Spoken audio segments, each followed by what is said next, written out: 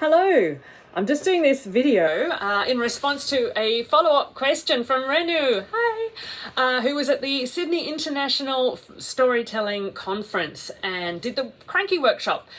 And she's asked about cranky boxes and their dimensions. And I'm doing this video because it's a little bit more complicated than that, because it's all like, it depends.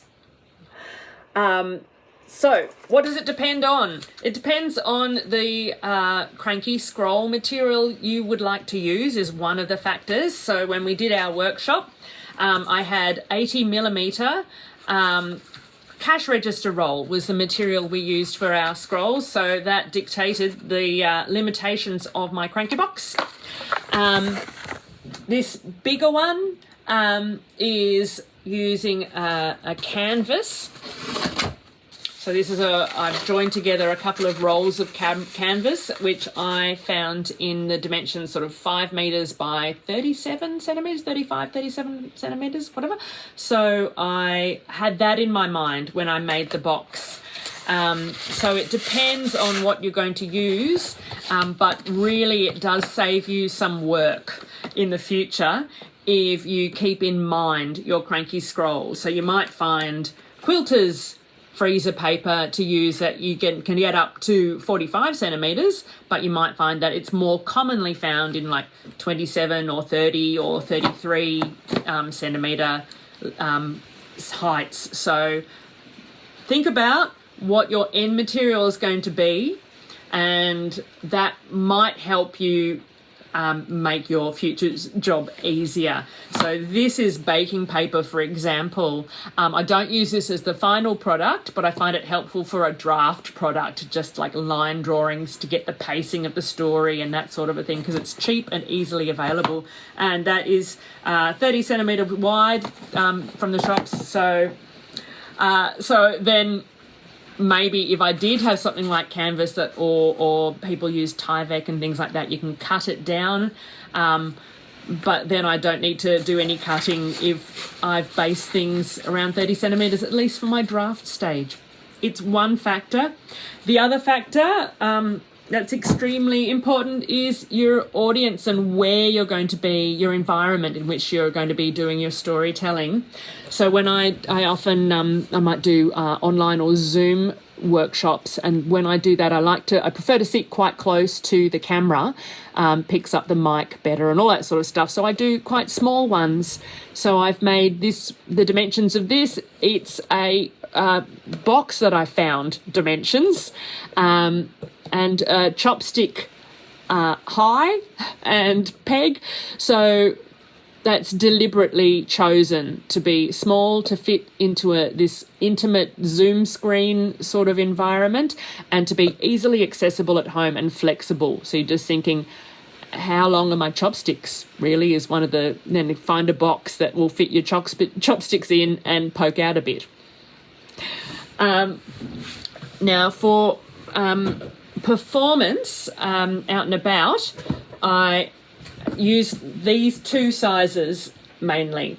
So this is this smaller one here is a roaming box that I use for a character who does storytelling, and she climbs up. This is actually suspended on a pole, so she's up high, this is on a pole, and so even though it's kind of smallish for like a wandering performer to use, I'm up high, so the visibility means it's fine. Something I like about this box, the design of it, which you may or may not want to include, is that it's got doors. So like your kamishibai, it's like you've got a present here and together we're going to unwrap the present.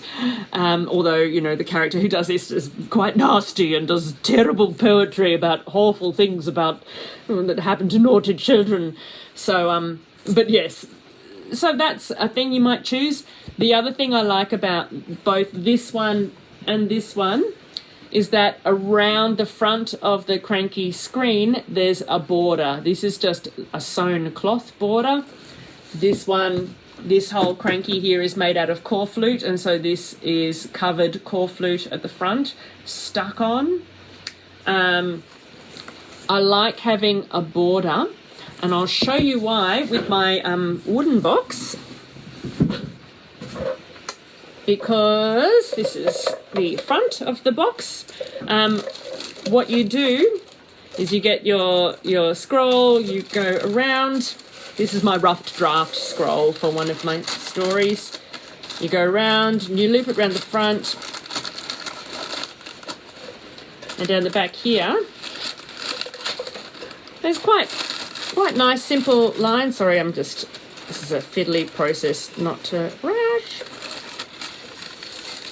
So, this is pine, nice lines. But if I were to use this, for example, as a shadow cranky, then you would end up having quite a bit of light spilling over around the side here. Around the side here. Sorry, it's not sitting down on anything. It's a silly way to hold it. Around the side here and top and bottom. So if you have just a little frame that sat on the front of that, you wouldn't get any light spilling from behind where you didn't want it to. So, and that also gives you some leeway. So for example, if the scroll has been cut to pretty close to the inside dimensions of this box, this is a later box and I've made the inside dimensions a fair amount bigger than the scroll material, because what you can do with the scroll is you can raise it up if you want to. So here I've got these little sort of homemade washers that just sit loose at the bottom, and it helps to raise the level of the scroll up as it goes around here. So it just means that if I wanted to use a slightly bigger or smaller scroll than the size of the inwards dimensions, I can raise it up. And there's space at the top here, there's space at the bottom, and there's space at the sides. So I've got this frame covering quite a bit. Now, just a quick other thing.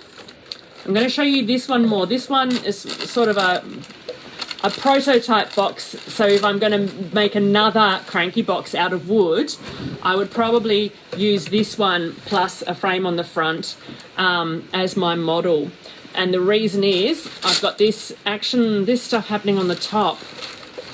And I really like that. I'm going to show you why. And that is because if you're using one box and you wanted to do multiple cranky stories all on separate scrolls, then you've got to make sure you can get your spindle in and out easily. So what I've got here is I've got little daisy wheel covers, and